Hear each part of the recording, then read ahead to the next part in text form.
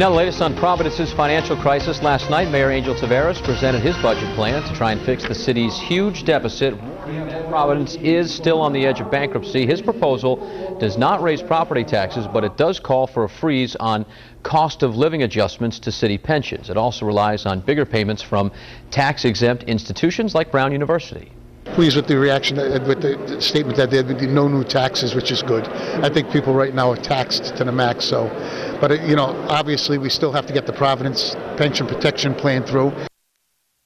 Mayor's plan comes as the city faces a $22 million budget deficit for the fiscal year 2013. Tax to the max is the phrase of the night last night. Ted Nesi, WPRI.com reporter, joining us this morning. So you were there last night. What's your reaction to this announcement by the mayor?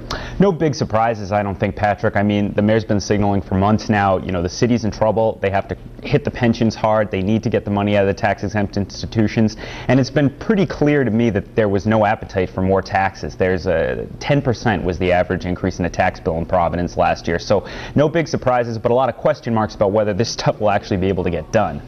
All right, yeah, that's my next question. You know, we talk about the talk is what it is. It's talk, and then it's implementing it and putting it into action. Now, the union was there last night saying, "Whoa, wait a minute on the COLA freeze," and you know, when does this all sort of start happening, and we can see real raw numbers being put into the equation? Well, I think it'll happen very fast. I'd expect the council, assuming they have the votes, which I think they probably do, will push through these pension changes within the next few weeks, and you'll pass a budget based on these changes. The question then is what happens in court. I'd be shocked if the retirees don't challenge this in court. And then the question is, will a judge let Providence implement this as the case goes through, or will she block it? If a judge blocks these from going through, it's back to square one for the city. There isn't really a plan B.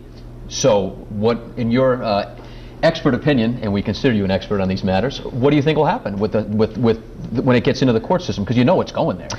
It's kind of dicey so far. The state and the cities have not been winning these kind of cases where they try to change retiree benefits. On the other hand, the mayor isn't bluffing when he says these pensions are currently unsustainable. It's hard to see just empirically how Providence can afford to increase a pension 6% every year for some of these retirees. And to put that in perspective, every 12 years a pension doubles in size when you have a 6% COLA, as they call it. Right. There's just not enough money in this city to pay for that.